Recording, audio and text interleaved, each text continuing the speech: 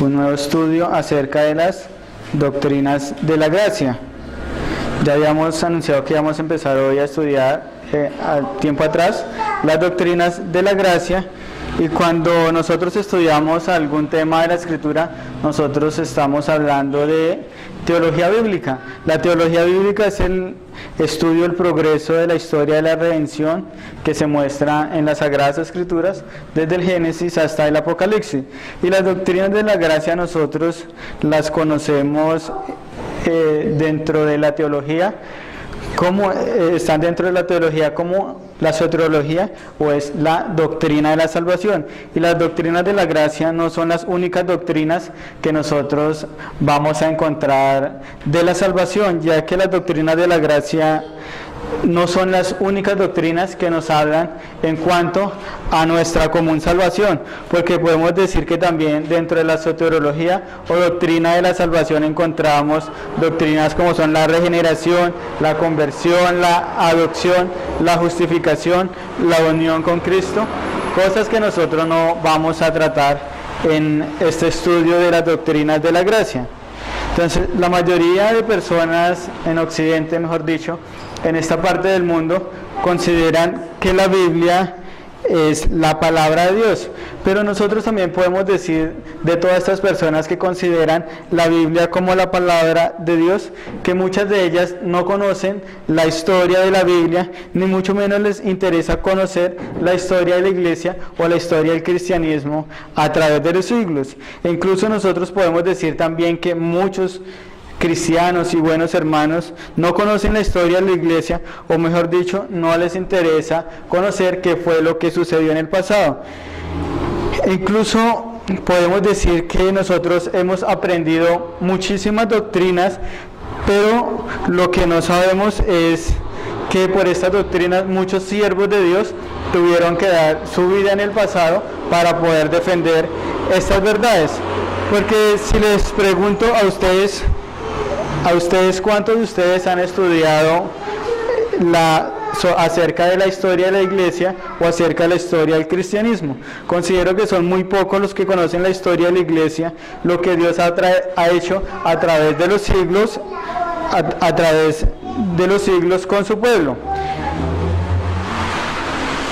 Y a veces tampoco nosotros conocemos cómo también la teología se ha venido desarrollando a través de la historia. Yo sé que para ser salvos no necesariamente nosotros tenemos que conocer la historia de la iglesia, pero sí quiero que nos hagamos una pregunta, y es: lo que yo creo en cuanto a Cristo, lo que yo creo en cuanto a mi salvación, ¿es lo mismo que la iglesia ha creído a través de los siglos? Lo mismo que yo creo es lo mismo que creyó la iglesia primitiva, lo mismo que yo creo es lo mismo que creyó la iglesia en la Edad Media, lo mismo que yo creo es lo mismo que creyó la iglesia en la Reforma Protestante del siglo XVI, y lo mismo que yo creo es lo mismo que cree la iglesia moderna. ¿O me he desviado acerca de la verdad? Porque lo que yo creo en cuanto a mi salvación debe ser lo mismo que ha creído la iglesia durante 2000 años. Esto lo digo porque hay muchas personas que dicen ser cristianas que les gustaría desaparecer la historia de la iglesia para sus propios intereses. Y si el Señor nos lo permite, vamos a considerar a lo largo de estos estudios las doctrinas de la gracia. Hoy solamente me pareció conveniente hacer una introducción de las doctrinas de la gracia, de cómo aparecieron las doctrinas de la gracia, ya que muchos quieren borrar la historia porque no les gustan las verdades que encuentran en las Escrituras, y que muchos siervos del Señor han defendido, de que tenemos un Dios soberano que vive para siempre, cuyo dominio es siempre eterno, y su reino por todas las edades, y todos los habitantes de la tierra son considerados como nada, y Él hace según su voluntad en el ejército del cielo y en los habitantes de la tierra, y no hay nadie quien detenga su mano y le diga qué haces. Daniel 4:34. Muchos quieren negar esto.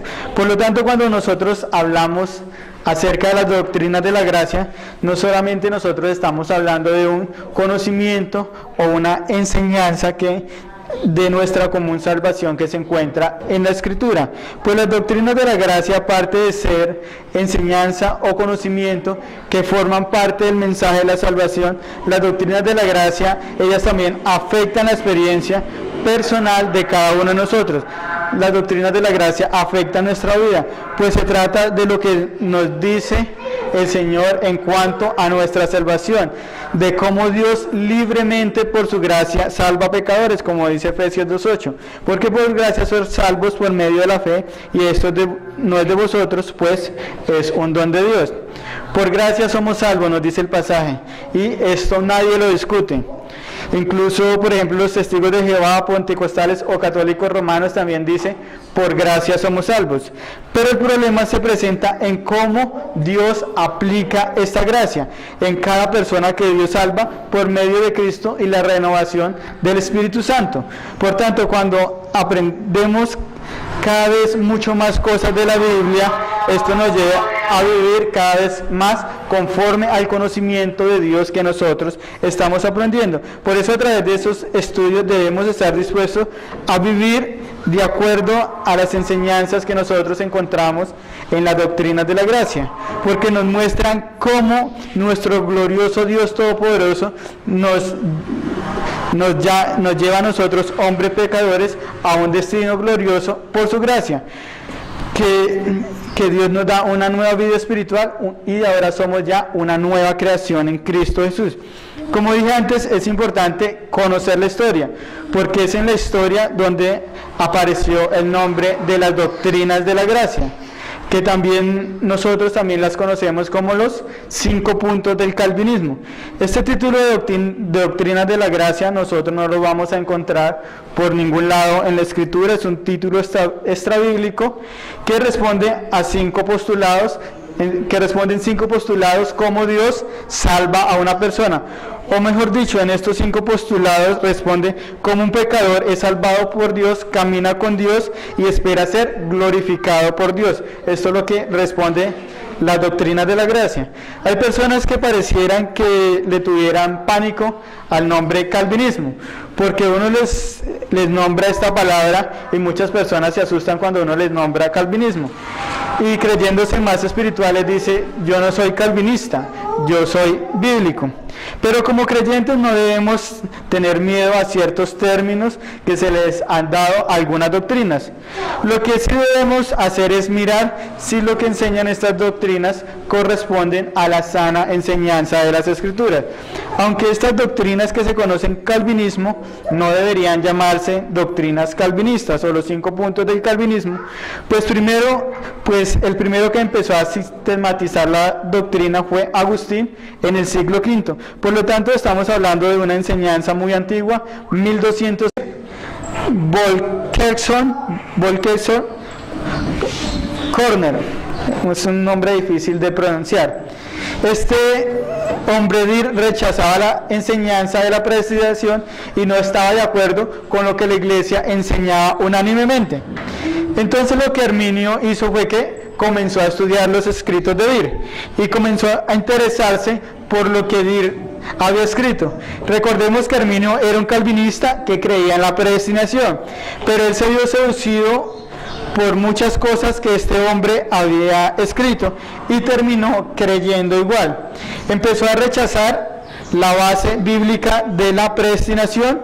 Más tarde Arminio en 1603 fue nombrado profesor de teología de la universidad en Leiden. Arminio entró a reemplazar a Franz Junius, quien había ayudado a redactar la confesión belga, quien había ayudado a Guido de Bresse a redactar la confesión belga. Vemos que Jacobo Arminio terminó creyendo lo mismo que Dir Corner. Aunque Arminio reconocía que la Biblia enseñaba claramente la doctrina de la predestinación, el problema para Arminio, como dije, era en la base de la predestinación. Mejor dicho, cómo era que la predestinación se efectuaba. Normalmente lo que la iglesia creía era lo que dice la confesión belga, donde Dios soberanamente predestina a las personas. Pero Arminio terminó creyendo que el hombre se predestinaba solo a sí mismo. Entonces, como el hombre se predestinaba a sí mismo, el pecador escoge creer, entonces como el pecador escoge creer, entonces Dios lo escoge para salvación. No como nosotros creemos que la predestinación descansa es en el decreto eterno de Dios. Para Arminio, Dios en la eternidad pasada vio en el futuro quién iba a creer en Cristo y quién no iba a creer en Cristo. Y los que iban a creer en Cristo, Dios los escoge. Dios los escoge porque estos creyeron en Cristo. Y los que no iban a creer en Cristo, pues Dios no los predestinó. Como ya dijimos, en 1603, Arminio fue nombrado profesor de teología de la Universidad de Leiden. En Leiden, Arminio encuentra a uno de sus principales opositores. Su nombre era Francisco Gomarus, el cual tuvo debates directos con Arminio, los cuales produjeron enfrentamientos que llegaron a tener repercusiones sociales como políticas. Además, Arminio decía, el dicho de Arminio era: toda persona no regenerada posee una voluntad libre y la capacidad de resistir al Espíritu Santo, de rechazar la gracia de Dios que es ofrecida, de menospreciar el consejo de Dios contra sí mismo, de rehusar a aceptar el Evangelio de la gracia y de no abrirle a aquel que toca la puerta de su corazón. ¿Le suena esta frase de Arminio? Por tanto, vemos que lo que creía Arminio en cuanto a la salvación del pecador descansaba en la decisión del hombre y no en Dios. Podemos decir de esta frase de Arminio: si el hombre no le da permiso a Dios de salvarlo, el hombre no puede ser salvo. La salvación descansaba en la decisión de la criatura, mas no descansaba en la voluntad del Creador. Vemos que no estamos hablando de diferencias acá insignificantes, porque si nos preguntamos, ¿la salvación en manos de quién descansa? ¿En las manos del pecador o en manos del Creador? Por lo tanto, vemos que la teología arminiana es una salvación antropocéntrica, es una salvación que está solamente centrada en el hombre. No es una salvación teocéntrica que es centrada en Dios. Arminio, antes de su muerte, promovió una revisión de la confesión belga y del catecismo de Heidelberg. El catecismo de Heidelberg no enseñaba estrictamente la doctrina de la predestinación. Quizás Arminio quería que la revisaran por tener influencia agustina. Arminio quería que se convocara un sínodo para él demostrar con sus enseñanzas que la iglesia estaba equivocada, pero él muere en 1609. Pero su muerte no acabó con los debates y sus sucesores siguieron debatiendo con Francisco Gomarus. En 1610, un año después de la muerte de Arminio, sus seguidores holandeses redactaron un documento contra la forma que se estaba enseñando en la iglesia, titulado Memorial o Pliego de Protesta, firmado por 46 ministros y teólogos. Ellos protestaban contra los protestantes, por eso a ellos se le conoce como los remonstrantes. Este documento fue dirigido al Parlamento holandés. Recordemos que en esta época la iglesia y el Estado estaban unidos y a veces el Estado tomaba decisiones por la iglesia. Este memorial o pliego de protesta tenía 5 artículos. Los remonstrantes protestaban en 5 artículos, de ahí viene porque son 5 puntos de la gracia, porque también en 5 puntos se da respuesta a la protesta arminiana. Estas doctrinas no son doctrinas nuevas, pues su base está en la predestinación. En 1611 hubo una reunión para llegar a un acuerdo, pero fracasó. Y también esta reunión se realizó en 1613 y 1614, pero también fracasaron estas reuniones.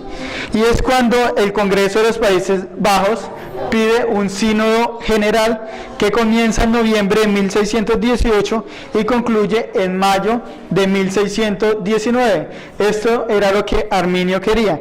Este sínodo estaba conformado por 84 miembros que eran ministros y teólogos y 18 comisionados seculares que vigilaban los intereses del Estado. De los 84 miembros, 58 de ellos eran holandeses y los 26 restantes eran extranjeros.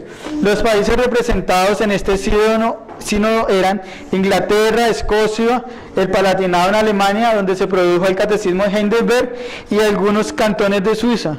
Hubo delegados de Francia. Se llevaron a cabo en este sínodo 154 reuniones formales y muchas conferencias que no tenían carácter de sección plenaria.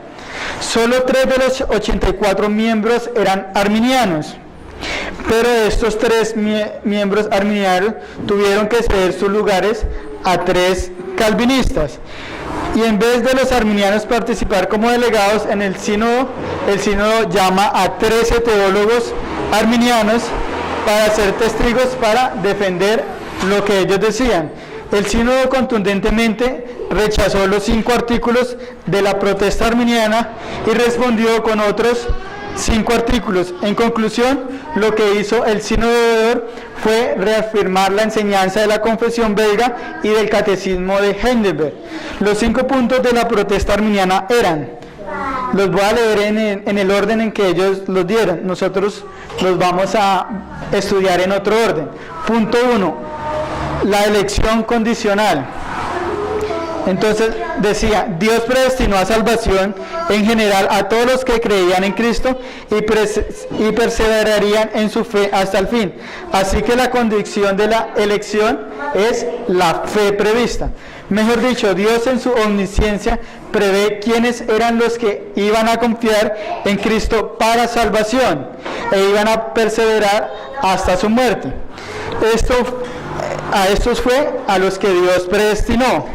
Es como si Dios ratificara la decisión que el hombre iba a hacer. Entonces la elección condicional es una ratificación de la elección de los seres humanos, de la elección que los seres humanos iban a hacer. Por eso decimos elección condicional, porque la condición es la fe prevista por Dios. El segundo punto de la protesta era la expiación universal. La muerte de Cristo fue por todos los seres humanos sin distinción y tiene el mismo efecto en todos los seres humanos. Y el efecto de la muerte de Cristo es hacerlos salvables. No es salvarlos, es hacerlos salvables, porque si Cristo murió por todos los seres humanos y los salvó efectivamente, pues todos los seres humanos serían salvos. Y todos reconocemos que no todos van a ser salvos. Entonces la idea de que Cristo murió por todos y el efecto es hacer posible a Dios salvarlos. Y la manera que Dios puede salvarlos ahora es que Dios ha cambiado el requisito. Antes el requisito para poder ser salvos era cumplir perfectamente la ley de Dios, y como nadie podía cumplir perfectamente la ley de Dios para salvarse, el nuevo requisito es la fe en Jesucristo. Es como si Dios bajara el estándar. Nadie podía salvarse, era imposible. Ahora Dios bajó el estándar, es algo alcanzable simplemente teniendo fe en Jesucristo. El tercer punto de la protesta arminiana era la corrupción del hombre. El hombre en su estado de pecado no es capaz de lograr nada bueno o contribuir a su propia salvación, ni siquiera puede ejercer la fe en Jesucristo sin la gracia de Dios. Es parecido a lo que nosotros creemos, pero el problema está en la gracia previniente. Mejor dicho, que viene antes está disponible para todos los seres humanos, y esta es la gracia que capacita al ser humano a creer en Jesucristo, pero esta gracia está disponible para todos los seres humanos sin distinción. El hombre por su propia voluntad decide si coopera o no coopera con Dios. La gracia está disponible, pero el hombre es el que tiene que cooperar para ser salvo. El cuarto punto de la protesta arminiana era la gracia resistible. La gracia está disponible, pero muchos la pueden resistir. O sea, muchos no cooperan para confiar en Cristo, por lo tanto, la gracia es resistible. El quinto punto de la protesta arminiana era que es posible caer de la gracia de Dios. El hombre puede perder la salvación, puede caerle de la gracia. En el sistema arminiano esto es lógico, porque el hombre es el que juega el papel definitivo en este esquema. El hombre decide, el hombre escoge, el hombre coopera con algo disponible para todos, por lo tanto está en manos del hombre retener o perder la gracia que ha recibido. Entonces el sínodo de Dort contesta con 5 puntos que nosotros conocemos como las doctrinas de la gracia. Entonces la respuesta del sínodo de Dort también fueron 5 puntos. Punto 1, elección y reprobación. Dios predestinó a un cierto número de personas a la salvación y dejó a los demás en su perdición. Todos los hombres están perdidos y Dios rescata a alguno y deja a los demás en los que ellos ya mismo habían escogido. Es un número fijo e inmutable de los que Dios ya ha elegido. Vemos que comparado con el punto de vista arminiano, el arminianismo es algo muy general, pero en cambio aquí es una elección muy personal. Es como si Dios escogiendo a cada cristiano individualmente. El punto 2, la expiación limitada o expiación particular. La muerte de Cristo es suficiente para salvar a todos los seres humanos, sin embargo, solo es eficaz para los elegidos. Si nos preguntan por quién murió Cristo, debemos ser cuidadosos al responder esto. Podemos decir por todo el mundo, porque la muerte de Cristo es suficiente para salvar a todo el mundo. Sin embargo, ¿para quiénes murió Cristo? Para los que Dios había escogido desde la eternidad. Y no solo los hizo salvables, sino que los salvó y aseguró la salvación con la muerte de Cristo. Vemos que la expiación es limitada en su enfoque, pero no es limitada en su poder. Los arminianos dicen para hacer salvables a las personas, pero aquí es para salvar. El punto 3 es la corrupción total o incapacidad total. El pecador es completamente corrupto e incapaz de todo bien relacionado en su salvación. No puede ejercer su voluntad para creer en Cristo, tiene que creer en Cristo para ser salvo, pero no puede y necesita de Dios que lo capacite para que pueda creer. Cuarto punto, gracia irresistible. ¿Por quienes Cristo murió eficazmente? Por quienes Cristo murió eficazmente, el Espíritu Santo infaliblemente obra en ellos para que ellos infaliblemente lleguen a confiar en Cristo. Y Dios confiere esta gracia a los elegidos, capacitándolos para creer en Cristo, no haciendo violencia a la voluntad humana, porque el que cree lo hace voluntariamente, pues Dios ha obrado para que quiera esta persona creer en el Evangelio. El punto 5 es la perseverancia de los santos. Dios preserva a los creyentes por la fe para que perseveren hasta el fin. Todos los elegidos por quienes Cristo murió, a quienes el Espíritu Santo aplicó su gracia irresistible, van a seguir creyendo durante toda su vida y van a morir en la fe. Un verdadero creyente siempre va a perseverar hasta el final. Estos son los 5 puntos del arminianismo y los 5 puntos del calvinismo. Estaremos considerando estos 5 puntos uno por uno más detalladamente. Los próximos domingos vamos a concluir acá. Este es como una introducción a los 5 puntos de la